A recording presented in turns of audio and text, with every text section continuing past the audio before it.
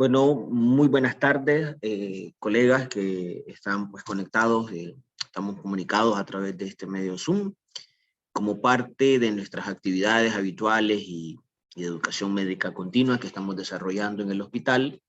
Hoy vamos a tener el privilegio de contar con el doctor Lee Reyes y un tópico que muchas veces genera dolores de cabeza, ¿no? Un tópico, y más allá del dolor de cabeza de la sintomatología, un tópico que obviamente es un reto en lo que el diagnóstico, el tratamiento puede acontecer, como es la otitis media crónica. Obviamente todos como médicos generales, cirujanos, otorrinos, pediatras, internistas, etcétera, etcétera, en algún momento tenemos pacientes con un cuadro clínico de otitis media aguda, sino es que también algún familiar en algún momento, ¿no? Pero muchas veces el diagnóstico no oportuno o el manejo no adecuado de esta patología desencadena este evento que muy probablemente, podría yo decir, es de mucho riesgo, y obviamente el doctor Reyes hoy va a abordar cómo es la otitis media crónica, los retos en el diagnóstico y tratamiento. El doctor Lee Reyes Núñez es especialista en otorrinolaringología, egresado del Hospital Antonio Lenín Fonseca en Managua, en la UNAM. Posteriormente realiza una subespecialización en otorrinolaringología pediátrica en el Hospital Infantil de la Ciudad de México, Federico Gómez, adscrito a la UNAM de México. El doctor está adscrito al Hospital Vivian Pelas y pues es uno de los pocos otorrinos laringólogos pediatras con los que nosotros contamos. Sin mayor preámbulo, doctor Reyes, le agradezco que haya aceptado la invitación y bueno, que nos comparta su expertise en este tópico. Doctor Reyes, adelante. Muchas gracias, doctor Bacon, por la invitación por parte de la dirección docente. Muchas gracias a los que están conectados en este momento. Hoy vamos a hablar un tema de otitis media crónica, un poco diferente a tal vez otros tópicos, como es la otitis media aguda, que es lo que posiblemente nos enfrentemos más frecuente en la consulta de los colegas de medicina general, de los colegas pediatras y obviamente de los colegas otorrinolaringólogos. Se dice de que la consulta por motivos de oído anda en un promedio de 6 de 10 pacientes son de problema otológico en edades pediátricas.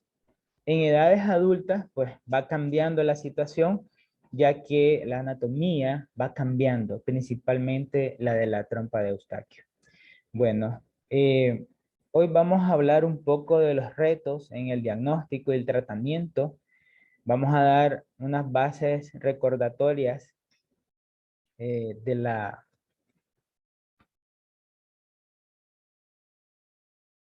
anatomía. Bueno, acá solo vamos a recordar que el oído está dividido en tres partes. La parte externa, que la conforma la parte del lóbulo o pabellón, lo que es el conducto auditivo externo, y divide esta parte del oído medio, la membrana timpánica. El oído medio, que va a ser el propósito de nuestro estudio del día de hoy, de nuestra charla, vamos a compartir puntos de vista, está formado por lo que es la caja timpánica, la cual contiene la cadena huesecillo, llamados martillo, yunque y estribo, lo que es la trompa de Eustaquio y las células mastoideas. La trompa de Eustaquio juega un papel fundamental en la fisiopatología de la otitis media aguda y también de la otitis media crónica, porque si ella deja de funcionar como un medio de ventilación y de drenaje del oído medio, entonces este no puede liberar secreciones, hay alteración en la presión negativa, aumenta, puede haber retracción de la membrana timpánica y causar inicialmente una otitis media con efusión, que es simplemente líquido acumulado en esta parte de la caja timpánica, sin datos de infección. Esto puede progresar a una otitis media aguda, puede regresar a una otitis media con efusión y luego progresar a una atelectasia o retracción de la membrana timpánica, y de esto otra vez infecciones y hasta que ocurre una perforación timpánica. Por tanto, la trompa de Eustaquio juega un papel fundamental en la fisiopatología de la otitis media. Entiéndase otitis media como una inflamación de las estructuras mencionadas, como es la caja timpánica, trompa de Eustaquio y la mastoide. Y finalmente tenemos la porción interna, donde encontramos la cóclea, que es la parte encargada de la audición, y el sistema vestibular, encargado del equilibrio. Pues esas serían las tres partes del oído. Y acá tenemos una imagen de una membrana timpánica normal, que tiene que ser translúcida, verse esta área brillante que se le llama cono luminoso, verse el mango del martillo y prácticamente poder ver por detrás. Algunas son más opacas, que puede ser por problemas alérgicos, por traumas o enfermedades previas. Sin embargo, la integridad que guarda esta es lo normal. Esta membrana no debe estar perforada por ningún motivo. Y entonces, ¿qué es la otitis media crónica? Después de un proceso inflamatorio recurrente por más de 6 semanas, otros autores revelan hasta 12 semanas, la consideran ya como crónica. Hay una infección en el oído medio, que ya mencionamos las estructuras, donde existe una perforación de la membrana timpánica y hay una otorrea purulenta. Acá en esta imagen vemos cómo pierde esa característica de ser translúcida la membrana timpánica, se vuelve un poco más macarada, más blanquecina, y hay secreción que es otorrea y tenemos la perforación. Esto lo vamos a observar en una otoscopía en nuestro consultorio como parte, pues, del examen físico. El paciente, como dice la definición, va a tener otorrea, una secreción purulenta a través desde el oído medio, a través del conducto auditivo externo, que puede llegar hasta la parte exterior, dependiendo de la actividad en que esté. Se habla de que tenemos que tomar en cuenta que la otorrea no solo se produce por una otitis media aguda perforada o una otitis media crónica con otorrea supurada, sino que también se puede producir en las otitis externas. Por lo tanto, tenemos que primero tener como diagnóstico diferencial las otitis externas, más si hay antecedentes de que el paciente se manipula mucho el conducto auditivo con los famosos hisopos, se limpia demasiado o hace prácticas de natación más frecuente, o que, por ejemplo, anduvo en el mar, anduvo en piscina, aguas estancadas, que son factores de riesgo para desarrollar una otitis externa. Entonces, no solo la otitis media crónica nos puede presentar la otorrea. En cuanto a datos epidemiológicos, gracias al inicio de la era de los antibióticos en 1930, hubo una reducción muy importante en la prevalencia de los casos por año en adolescentes y adultos. Se vio que de 400 casos por año, desde esa época hasta el 2017 aproximadamente, se redujo a 115 casos por año. Esto se debe al libre uso de lo que son los antibióticos y a veces pues al abuso, porque a veces podemos iniciar con antibióticos de amplio espectro para una otitis media aguda, que con amoxicilina simple que se puede iniciar, que están en las guías internacionales, o amoxicilina más ácido clavulánico. A veces se inician esquemas de tratamiento con ceftriaxona de un inicio. Sin embargo, a pesar de esto, se ha mantenido una buena sensibilidad ante estos antimicrobianos y una buena respuesta. Sin embargo, la otitis media crónica sigue siendo un problema de salud pública. Países con prevalencias más elevadas como Alaska, Canadá, Australia, Estados Unidos, presentan porcentajes entre 30 a 46%, 7 a 30%. Países emergentes como el nuestro, Nicaragua, Haití, presentan una prevalencia del 1 al 46%. Y es triste que esto está asociado al estrato socioeconómico y se ve más en el estrato de poblaciones en pobreza o en extrema pobreza. En cuanto a la microbiología, las bacterias en la otitis media crónica ya cambian.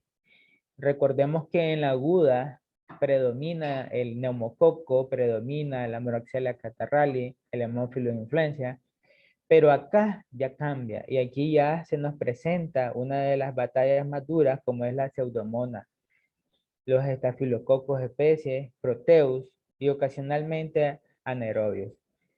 Y por el uso a veces de gotas antibióticas en momentos que no debemos de utilizar, se nos pueden agregar hongos, que en la práctica de nosotros pues es frecuente encontrar las automicosis. En la clasificación de la otitis media crónica, la podemos tener o clasificar o la reportan como una otitis media crónica simple, donde tenemos por ejemplo, una membrana perforada, pero con un oído seco, no hay supuración. Esa es una otitis media crónica simple. Tenemos la otitis media crónica supurada, que lo mencionamos prácticamente en la definición, donde hay salida de otorrea purulenta activa a través de una perforación de la membrana timpánica. Y con el tiempo ya lo dejamos claro que anda más de 6 semanas, más de 12 semanas. Y otitis media crónica con o sin colesteatoma. El colesteatoma no es más que una lesión benigna, como un saco de epitelio que va acumulando células muertas, bacterias, y va creciendo.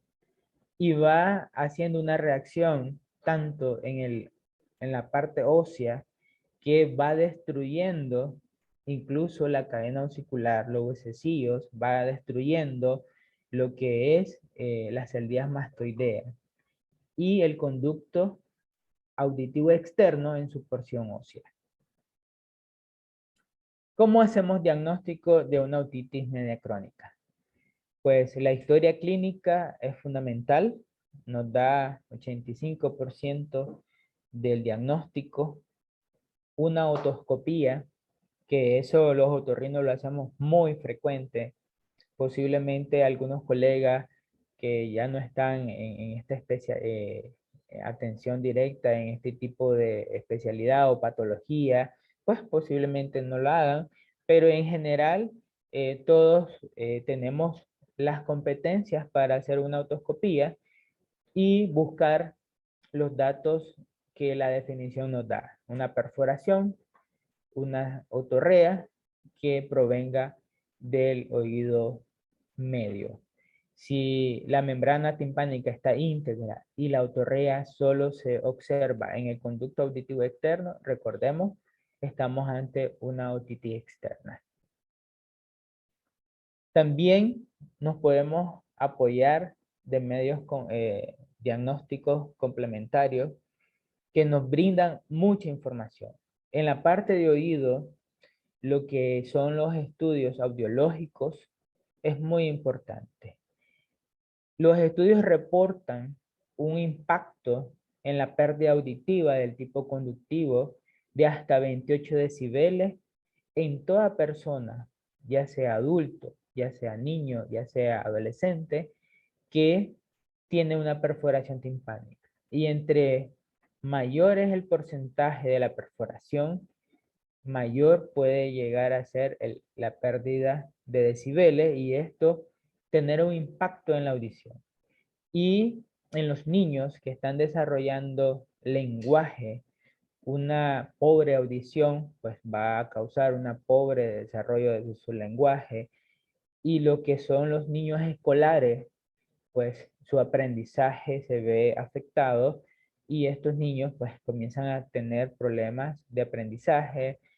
Son niños que muchas veces los maestros los consideran que no aprenden y que son niños problemas, llaman muy frecuente a los papás, y esto provoca pues que los niños se retrasen en su aprendizaje. Y si nos vamos al ámbito del adulto, en sus áreas laborales, una pérdida, por ejemplo, un operario en la zona franca que no tiene buena audición y no sigue las indicaciones correctas de su supervisor, puede tener lesiones que finalmente pueden lesionar miembros, manos.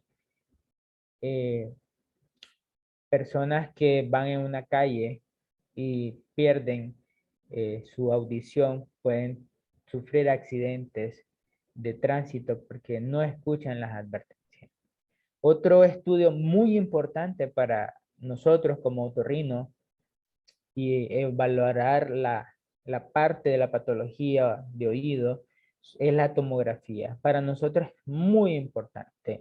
Yo sé que muchos de nuestros colegas tienen presente el uso de proyecciones como Stenberg, Schuller, que pueden valorar la parte del oído, pero recordemos que en su momento tuvieron su importancia y su utilización, pero actualmente la tomografía nos permite a nosotros obtener mucha información que nos va a dar parte del diagnóstico, pronóstico y qué podemos hacer con nuestro paciente o cómo podemos ayudar. Si alguno de ustedes tiene un paciente y necesita una interconsulta con uno de los otorrinos del hospital, pues esto tenerlo listo en caso de que sea una patología crónica de oído, incluso en agudas complicadas, pues es muy importante y así pues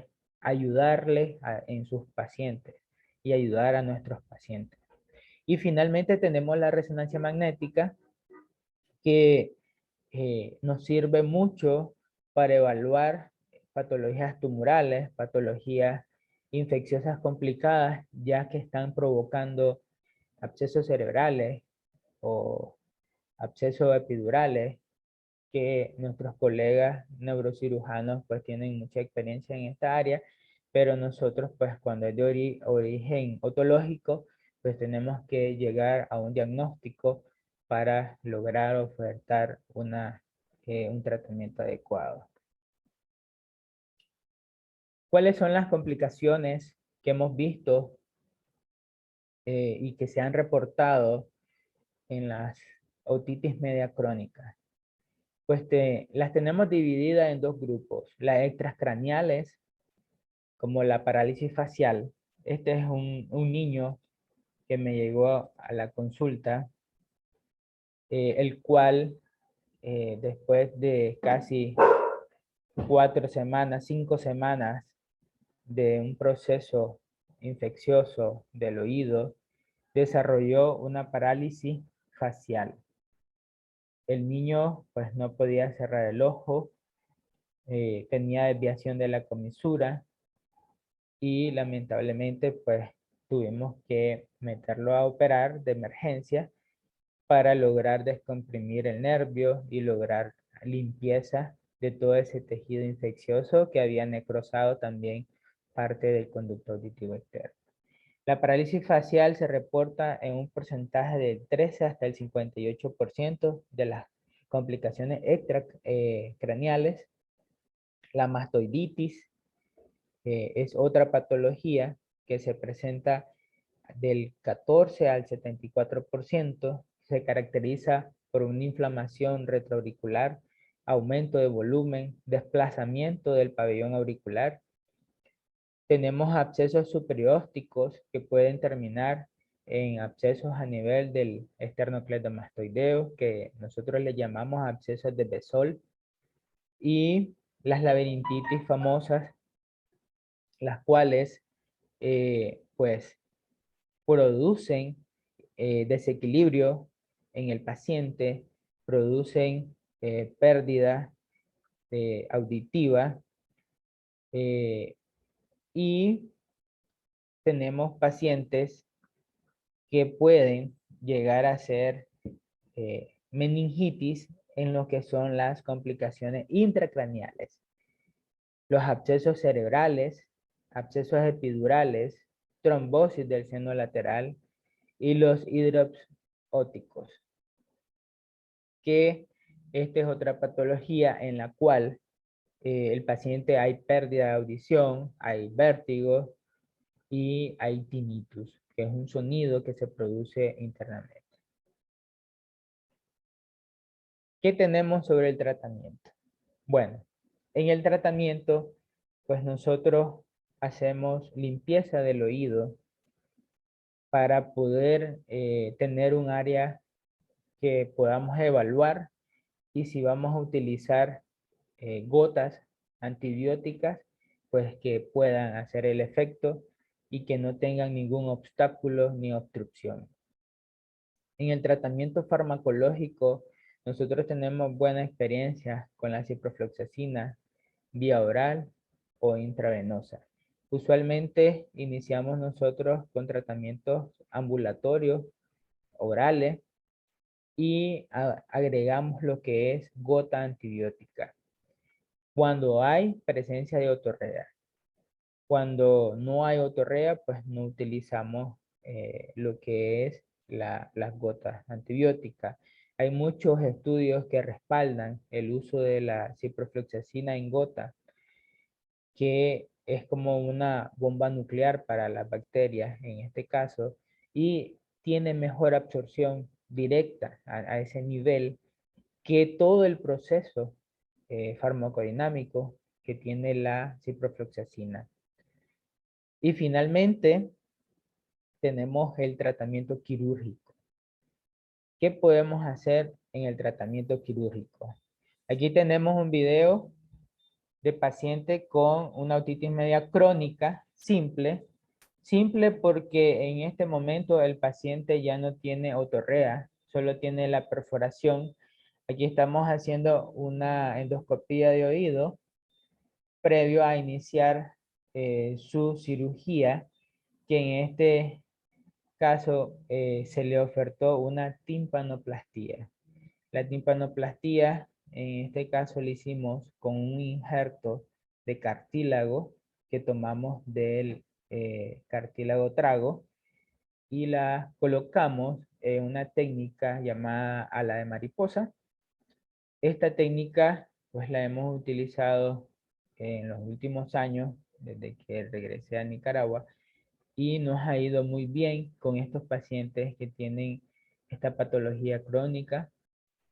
Hemos tenido una eficacia de entre el 84 a 90%. Hemos tenido un 2% de casos que hemos tenido que reintervenir máximo 3 veces, pero al paciente considero le da mayor seguridad, ya que ya es un oído maltratado, ya es un oído que ha pasado una patología por mucho tiempo, y que ya con el tratamiento, seguimiento, pues logramos secarlo, ese oído, para lograr iniciar su tratamiento quirúrgico En cuanto a las ganancias de audición, pues hemos visto que los pacientes logran ganar hasta 12 decibeles con esta técnica, considerando que el cartílago es más rígido que una fascia, por ejemplo, de temporal, que es otro material que se puede utilizar. También hemos utilizado combinaciones de fascia con cartílago. En este otro caso,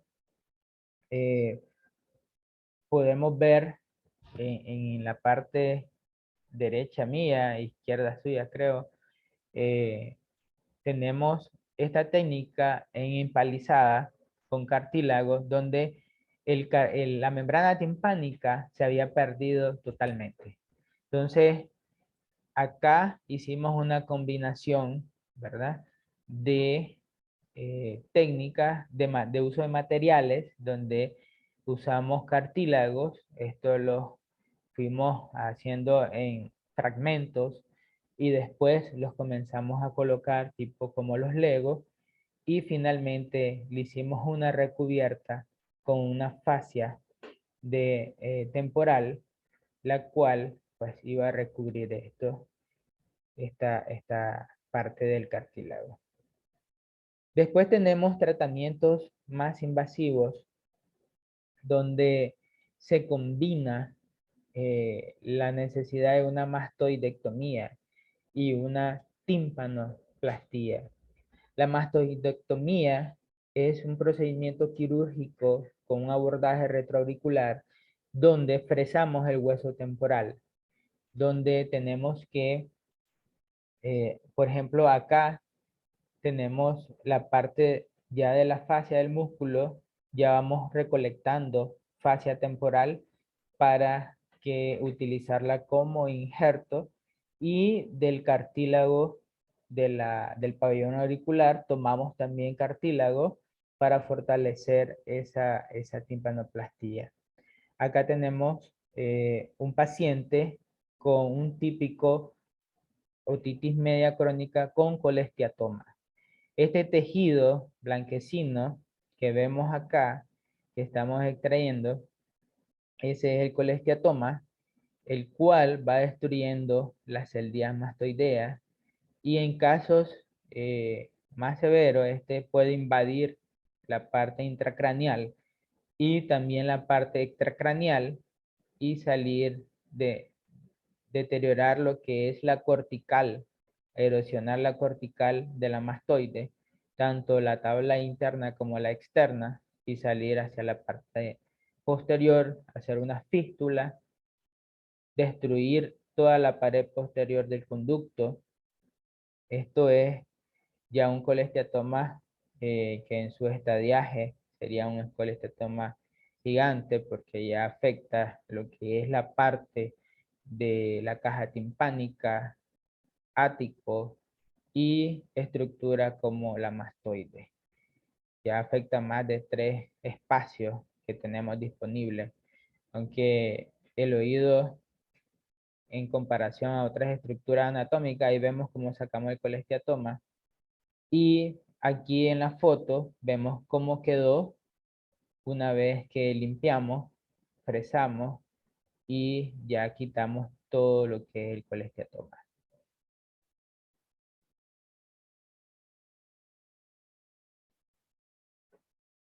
Este es otro caso. Este es un niño que me llegó a la consulta privada y el niño tenía datos de una infección crónica del oído izquierdo manejada con terapia antimicrobiana por su médico tratante. Acudió a un otorrino y el otorrino indicó la tomografía sospechando en el colesteatoma. ¿Por qué la doctora no pudo confirmar colesteatoma desde el inicio? Porque este niño presentaba una estenosis del conducto. Entonces, ella ya no podía valorar membrana timpánica y valorar si había perforación, si ya se veía el colesteatoma. En la tomografía, aquí podemos ver una imagen hipodensa que ocupa todo el oído medio. Y en lo que es la tomografía lateral, podemos ver en corte coronal, podemos ver cómo la lesión ya invadió lo que es la pared posterior del conducto y ya la destruyó. Y ya hizo una sola cavidad. Acá podemos notar cómo el conducto auditivo, el meato auditivo está cerrado. Ahí hizo una estenosis completa por el proceso crónico de la infección. Recordemos que también las infecciones del oído medio, cuando hay una perforación de la membrana timpánica, pueden llegar a comprometer el conducto auditivo externo. Y esta puede ser una de las complicaciones. Acá pues hicimos una cirugía de mastoide, una mastoidectomía, y hicimos una cánulo-meato-conchoplastía para reconstruir lo que es la entrada y parte del conducto. Acá podemos observar cómo la cortical de la mastoide ya estaba erosionada por el tejido de colesteatoma y ya estaba invadiendo, ya había destruido lo que es la pared posterior del conducto auditivo externo. Acá estamos ya ampliando, fresando los bordes y exponiendo más lo que es el colesteatoma. Acá tenemos ya una vez que quitamos, vemos cómo ya permeabilizamos el adductus ad antrum, que es la conexión entre la mastoide y la caja timpánica. Así quedó ya con la meatoconchoplastía y la canuloplastía. Pues el paciente evolucionó muy bien en su postquirúrgico, se manejó con su antibiótico terapia, se dejó acá un material para que hiciera efecto de stent y reducir la posibilidad de reestenosis. En estos procedimientos de meatoconchoplastía siempre se hacen anchos porque siempre la tendencia del tejido es hacer una reestenosis. ¿Cuáles son los retos en esta patología de la otitis media crónica?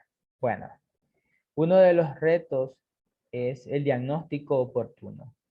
A veces tenemos situaciones en donde comenzamos a dar empíricamente antibiótico-terapia por los síntomas de fiebre, dolor, otorrea.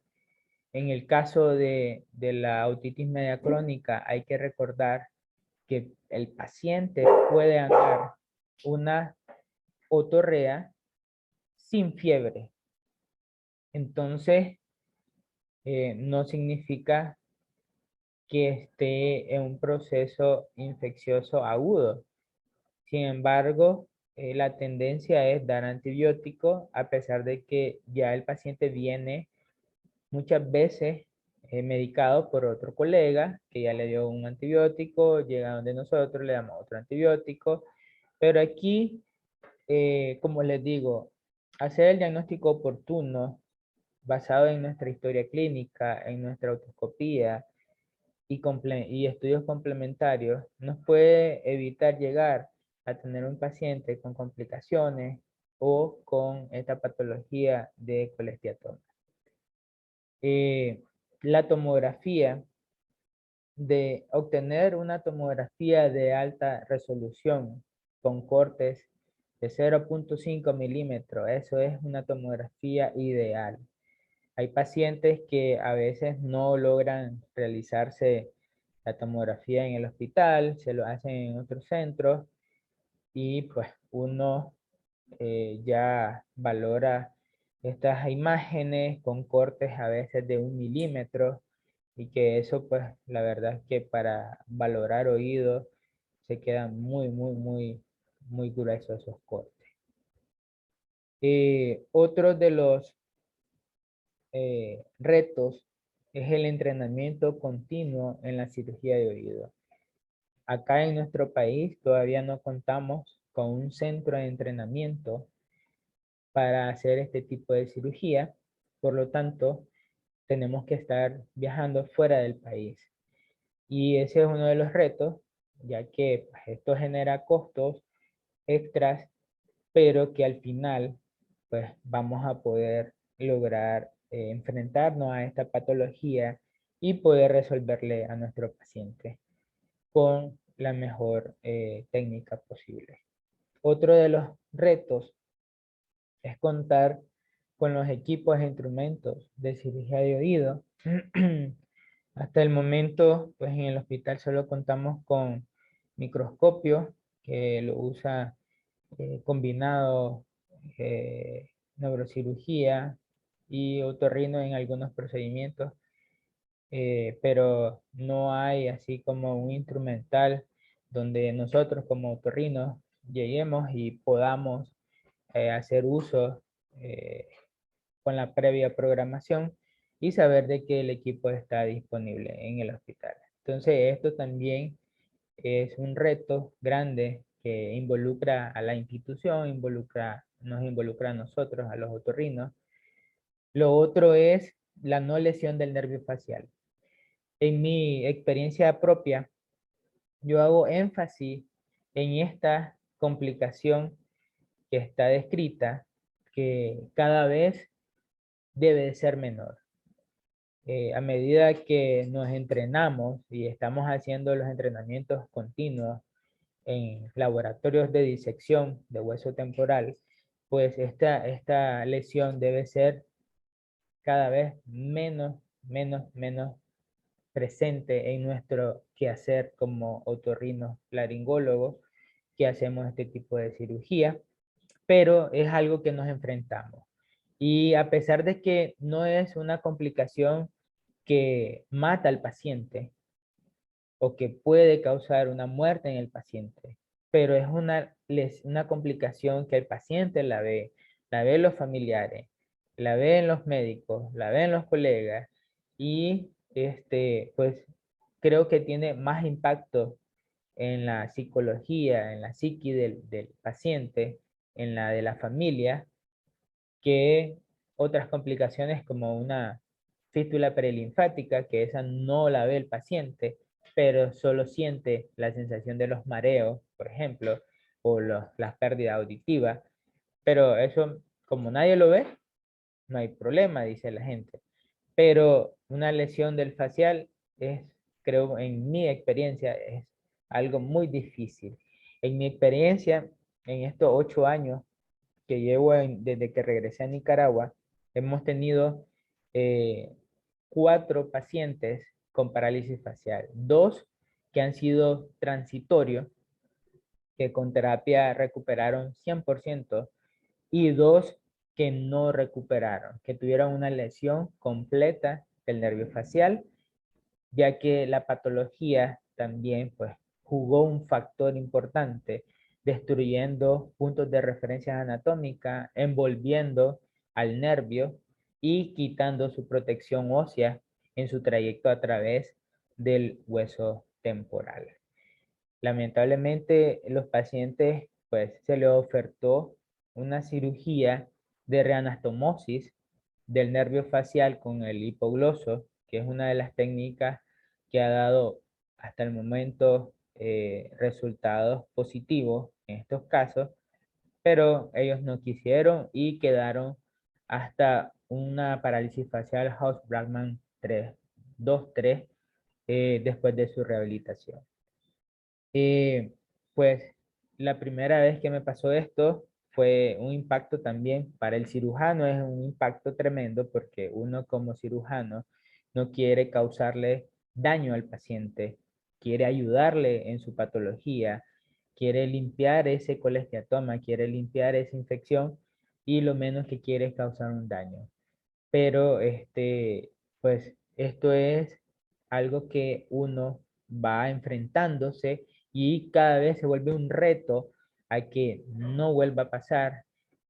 mejorar muchas las técnicas, mejorar los estudios preoperatorios antes de la cirugía, hacer una buena evaluación y estar consciente del trayecto del nervio facial. Por eso es muy importante la tomografía en estos casos.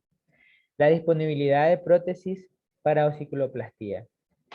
En otros países, los colegas dentro de los protocolos tienen ahí nomás hacer una reconstrucción de la cadena osicular cuando hace falta el yunque, cuando hace falta el estribo, el huesecillo martillo.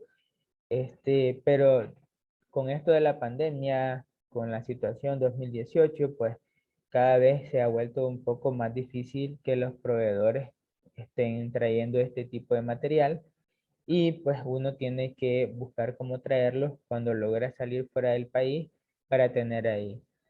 Pero pues, y finalmente reducir los riesgos de recidiva de esta enfermedad.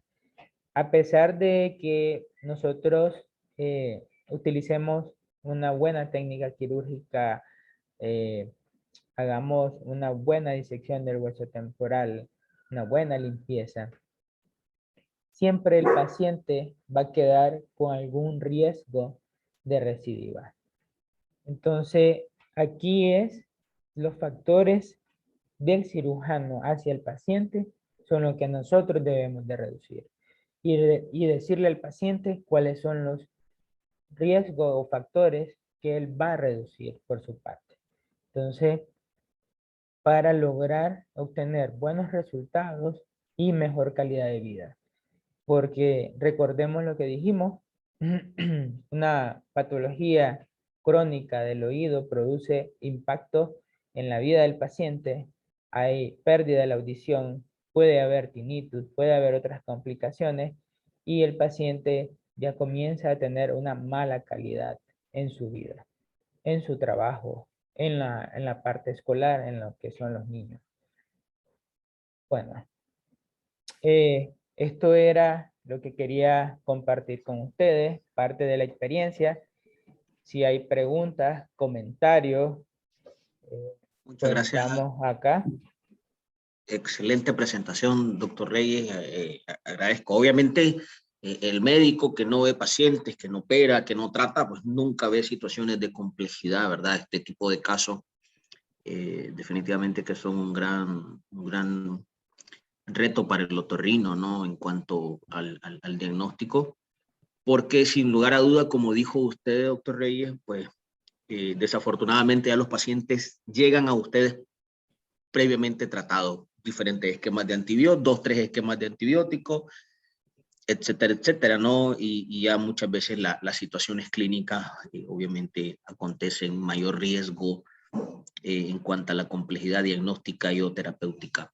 Tenemos una pregunta, bueno, la doctora Cindy Gutiérrez, excelente presentación. La doctora Stephanie Pérez hace un comentario, una pregunta, el tratamiento en absceso de Besolt. ¿Qué comentario tienes al respecto? Ok, muy bien. El tratamiento, tenemos, por decirlo así, dos escuelas. Hay quienes tienen protocolos donde inician antibiótico terapia para enfriar el absceso y pues hay que hacer uso de lo más adecuado para el paciente. En mi experiencia, hay que darle antibiótico al paciente y meterlo a hacerle una mastoidectomía más drenaje del absceso de Besol.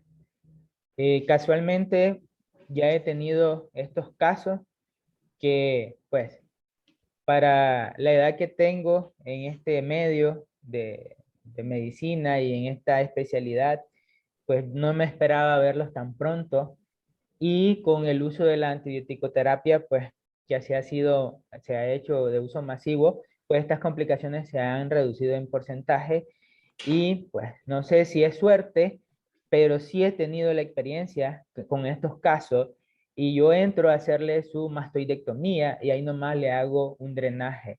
Porque uno de los casos que recibí, que fue una joven de 14 años, adolescente, de hecho que ya le habían hecho un drenaje solo a nivel de cuello, pero la mastoide no la habían tocado.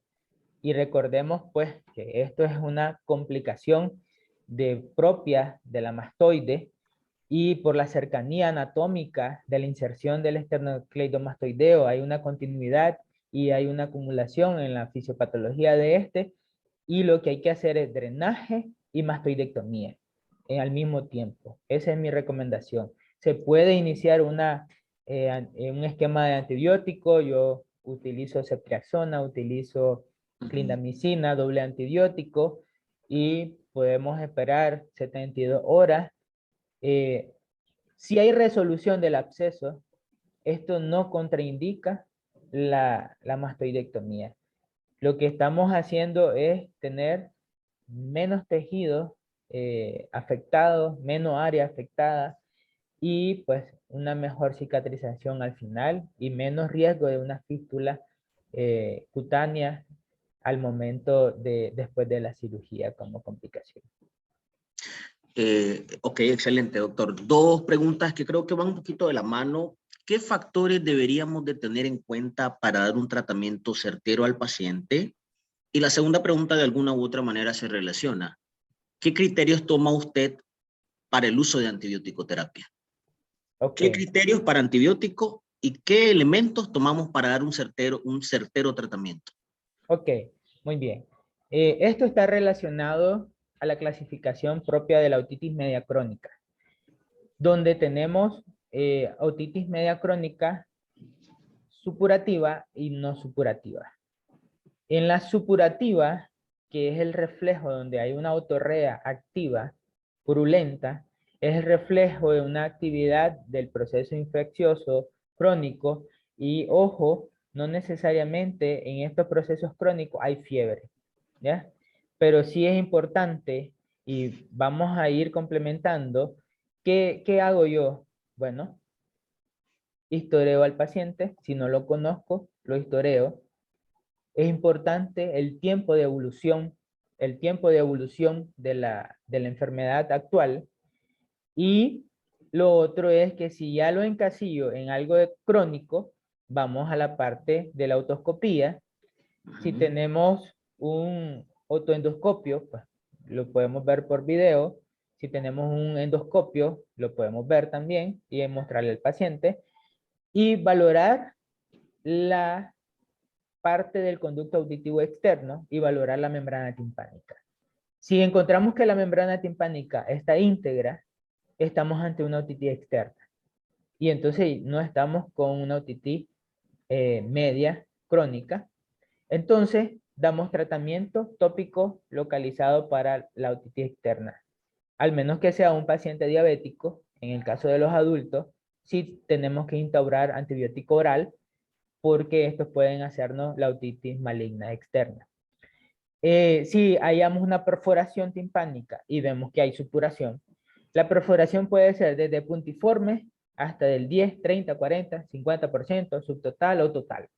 Pero ya hay una autorreactiva, entonces estamos ante una otitis media crónica, supurativa, y en este caso le agregamos el último apellido, activa, porque también hay una crónica inactiva que solo está la perforación, que no hay una otorrea activa, no hay fluidez de esta secreción. Entonces, ahí es donde consideramos iniciar antibiótico terapia. Si está supurativa activa, ¿verdad? Donde yo recomiendo gotas antibióticas y recomiendo un esquema de 10 días, 14 días de ciprofloxacina. La ciprofloxacina en este caso es muy importante y muy útil para nosotros, ya que la pseudomonas es muy sensible. Cuando tenemos pacientes que no cede la otorrea, pues ya nos tenemos que apoyar en estudios bacteriológicos, hacer un exudado, un cultivo y un antibiograma que nos ayude y nos apoye a ver que si la pseudomonas ya es resistente, ¿ya? Y pues buscarle el mejor tratamiento. Pero de entrada yo lo manejo de forma ambulatoria, hago una limpieza, hago una aspiración con un equipo de succión, y al paciente yo le educo, le enseño, le muestro que con las gasitas hacer mechitas, introducir para que absorban la humedad en su casa. ¿Ya? Si acaso comienza nuevamente la actividad, lo veo en 10 días y incluso yo, hay secantes como la gienza, yo utilizo polvo de ciprofloxacina. Cuando ya es rebelde la autorrea, yo la utilizo y esto me ha dado muchos resultados. Algunos colegas otorrinos puede ser que también lo usen. Otros usan la gienza para secar. Pero lo más importante es complementar la parte de la evaluación diagnóstica, y aquí necesitamos una tomografía, porque tenemos que descartar que estamos ante la otro tipo de otitis media crónica, con colesteatoma o sin colesteatoma. Y así decidir si el paciente en un momento va a ser candidato a una cirugía solo de timpanoplastía o una combinada con mastoidectomía simple, o puede ser radical, o puede ser combinada con timpanoplastía más mastoidectomía.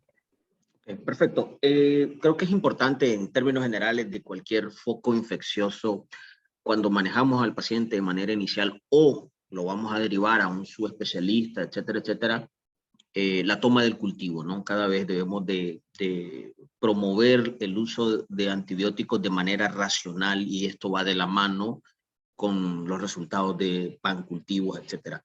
Una pregunta interesante, doctor Reyes, porque percibo obviamente las guías y veo que es una de tus recomendaciones muy importante, la ciprofloxacina. Entonces, una colega, la doctora Gutiérrez, pregunta, en pacientes alérgicos a quinolona, ¿qué recomendación tiene usted al respecto? Bueno, aquí nos tenemos que apoyar en estos tipos de pacientes con un antibiograma, con un cultivo, y de estos podemos tener el uso de los imipenem, que es sensible también la pseudomonas, ¿verdad? Es de amplio espectro. Tenemos las vancomicinas, pero ya son de uso intrahospitalario. Recordemos que la vancomicina nos puede dar reacciones adversas y afectando nuestro riñón. Entonces, creo que el seguimiento intrahospitalario es lo más adecuado. Entonces, en estos casos, yo ya considero dos cosas: cambiar antibiótico terapia o eh, ofertar una cirugía, que la cirugía va a ayudar muchísimo al paciente en estos casos. Ok, perfecto. Algo muy de la mano con, ahí tenemos varios comentarios, todos los voy a pasar obviamente. Trato de hacer la relación con los comentarios. La doctora Hazel tiene un caso de un paciente pediátrico, 6 años, ha sufrido de otitis media con salida de secreción y fetidez. La han tratado, pero vuelve a recaer.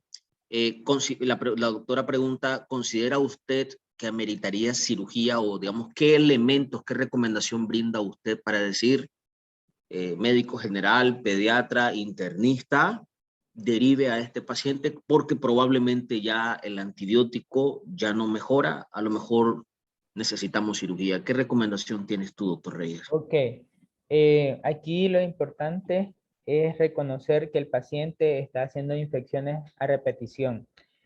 Si ya tenemos más de 12 semanas, ya tenemos más de 6 semanas con estos procesos, y ya no hablemos de un año, ya estamos ante una patología crónica.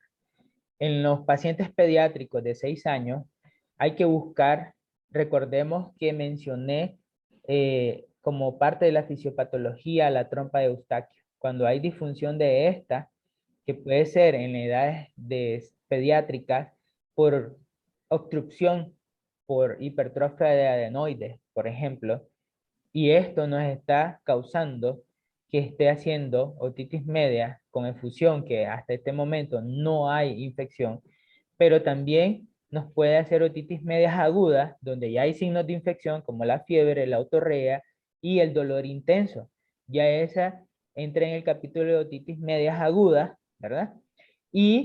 Pero si ya es un paciente que presenta la otorrea con recurrencia, sin fiebre, nosotros le hacemos la otoscopía y vemos una perforación, la doctora puede hacer dos cosas: pedirle a su paciente la tomografía de oído y derivarla ya con la tomografía. ¿Para qué? Para que la primera evaluación con el paciente logremos ya ir avanzando y buscando esas causas o criterios que nos permitan llevar al paciente a decirle si realmente amerita una cirugía o no. También puede solicitar la doctora un estudio de audiometría con timpanometría. Y en la consulta otorrinolaringológica, pues nosotros buscamos también la hipertrofia de adenoide con una nasofibroscopía, o en el caso de la doctora, si ella no tiene nasofibroscopio, puede solicitar una radiografía de Cowen, que a esa edad de 6 años, pues colaboran más los niños y también nos brinda información de cómo están las adenoides. Aquí es ir buscando todas aquellas causas externas al oído y las propias del oído y las complicaciones que ya en ese momento el paciente tiene. Y lograr que este niño pues no avance a las complicaciones que estuvimos mencionando: parálisis facial, laberintitis, una hipoacusia severa, moderada, conductiva, o incluso puede llegar a tener una meningitis, hacer una meningitis y hacer una obliteración y quedar como una hipoacusia neurosensorial, que es una de las complicaciones o secuelas más bien de la meningitis a esas edades. Perfecto, doctor. Creo que, bueno, una pregunta del doctor Eduardo López. En el tratamiento inicial dice que recomienda Cipro o Amoxa. Creo que usted ha hecho su recomendación que de manera inicial, si no hay alergia, probablemente ciprofloxacina sea la mejor opción, ¿verdad? Considerando a Pseudomonas. Voy al doctor Arauz.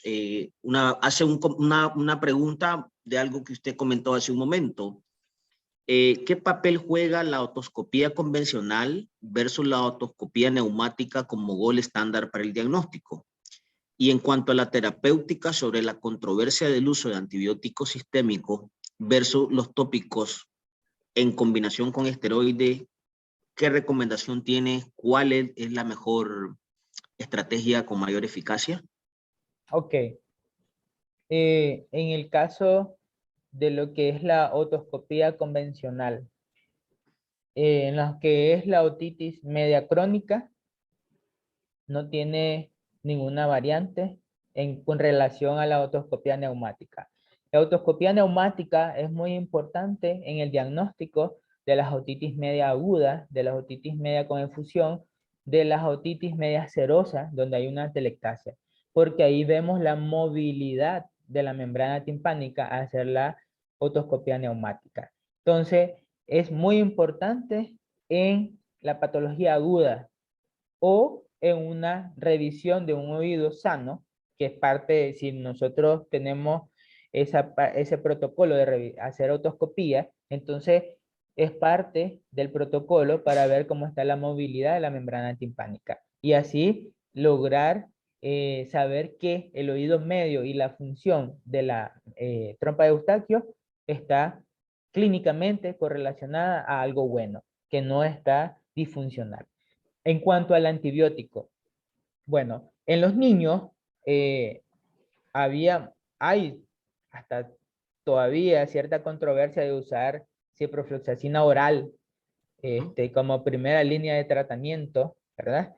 Sin embargo, pues ya los colegas infectólogos ya lo han incluido en sus tratamientos, los infectólogos pediatras, en esquemas, ya como tercer antibiótico a veces, este, y, pero tiene que ser una situación donde no hay mejoría en el paciente. Como tratamiento inicial, la ciprofloxacina en gota combinada con un corticoide ha demostrado la misma efectividad que el oral. Que el oral es más pues indicado en los adultos como primera línea o combinada, si hay otorrea, combinada con gotas.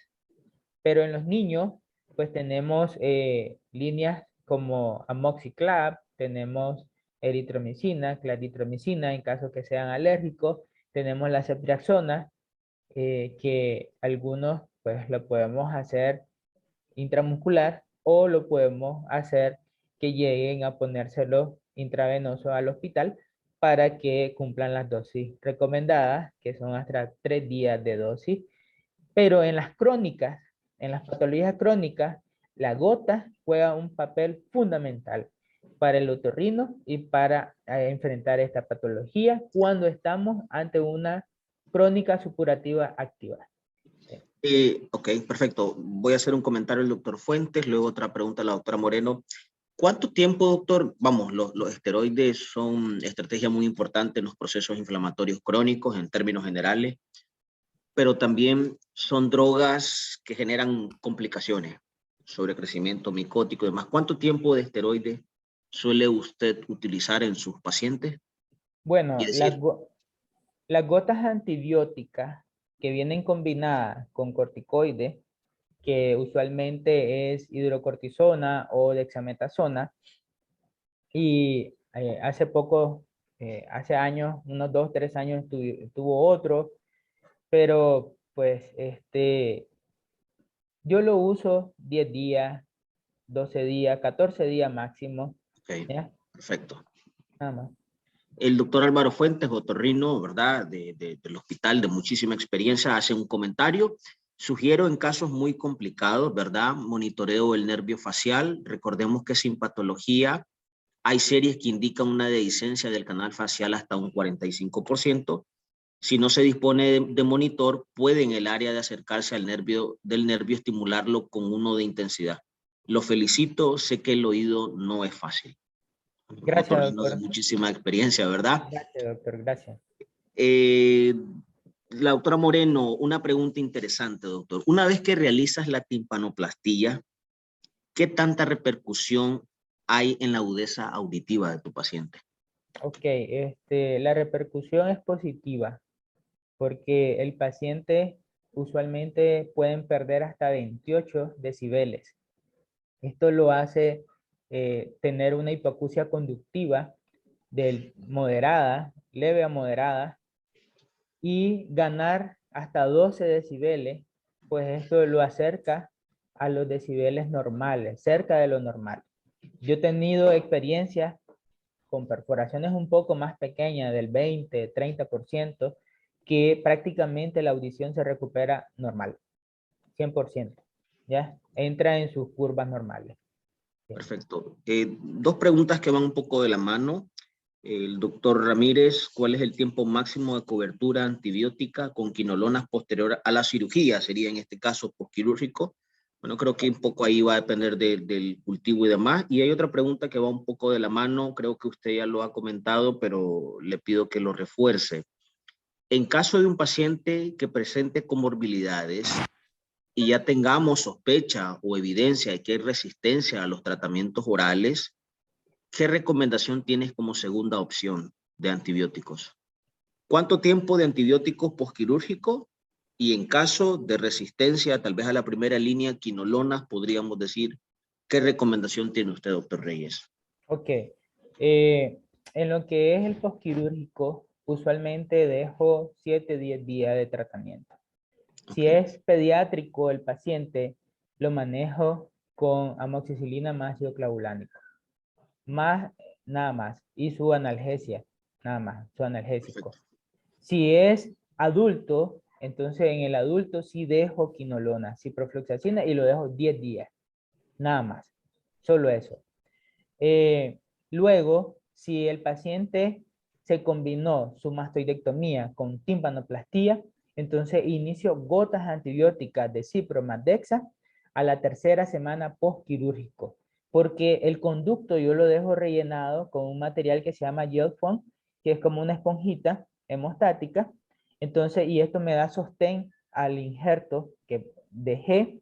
Entonces, hasta la tercera semana yo inicio gotas antibióticas y luego a la quinta semana ya yo limpio ese conducto de lo que quedó.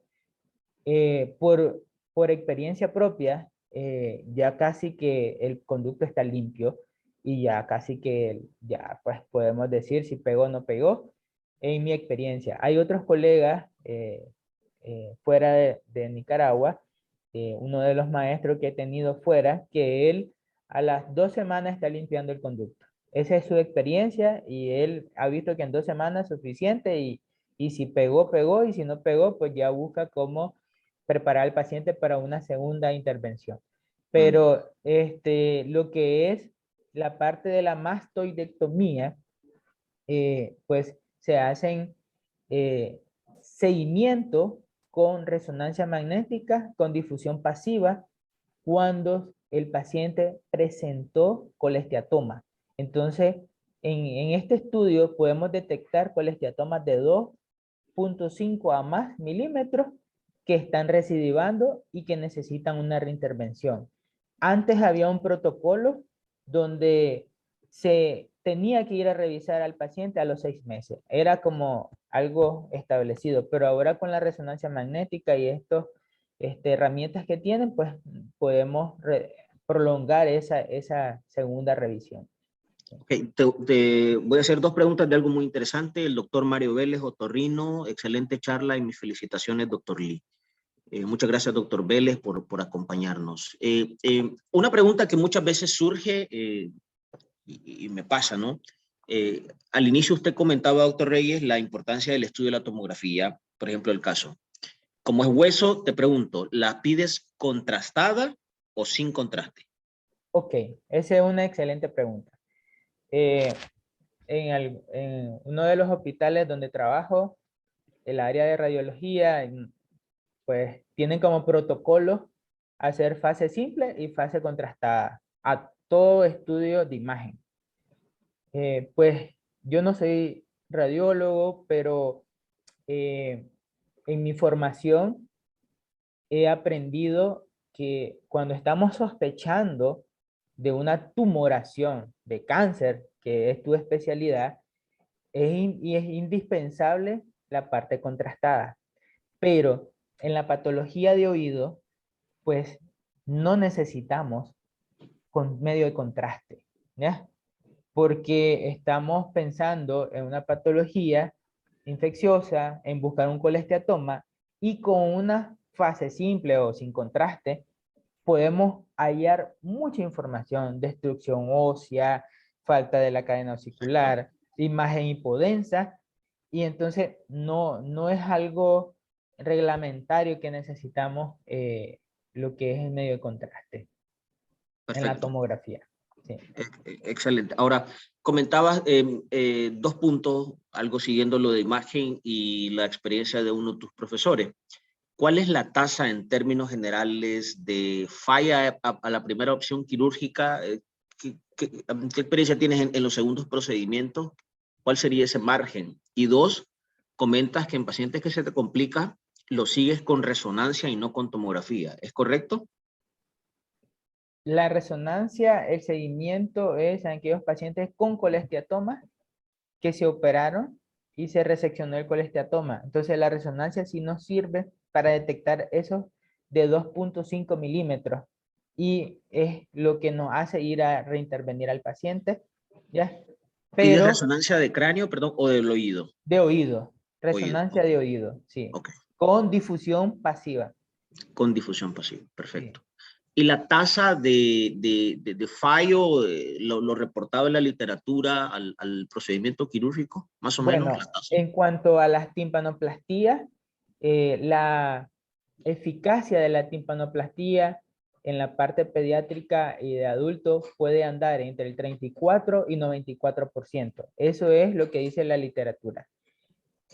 Pues en mi poca experiencia, En tu humilde experiencia, en mi diría. humilde experiencia, pues gracias a Dios, la verdad, pues yo siento que Dios es el que opera en vez de mí, si no, quién sabe qué pasaría con mis pacientes, pero hemos tenido una tasa del 2% en lo que Súper. es la timpanoplastia. Entonces, creo que andamos cerca de la De lo literatura, recomendado en la de lo literatura. Perfecto. recomendado, pero los que no han fallado, máximo, hemos tenido que hacer 3 intervenciones, máximo. Y vamos desde la técnica menos agresiva hasta la más agresiva y utilización de uno o dos tipos de injertos para lograr que realmente funcione la timpanoplastía. Y en la parte de la mastoidectomía y lesión del nervio facial, se dice que un cirujano joven de oído, pues que todavía me considero joven, que estoy iniciando, tiene el riesgo de lesión del facial anda en un 40%. Pues en los casos que hemos tenido, que han sido 4, que representan 2-3%, creo que andamos pues haciendo En el margen de lo reportado, margen de perfecto. lo reportado y Excelente. con beneficio para nuestros pacientes. Bueno, excelente tema. Sin lugar a dudas nos has aclarado muchísimo, doctor Reyes. El doctor Reyes, otorrino laringólogo pediatra, adscrito al Hospital Vivian Pelas, pues, cualquier consulta y demás. Creo que ha sido un tópico con muchas preguntas, muchos comentarios de los colegas también de otorrino que nos han apoyado, el doctor Fuente, el doctor Vela, etcétera.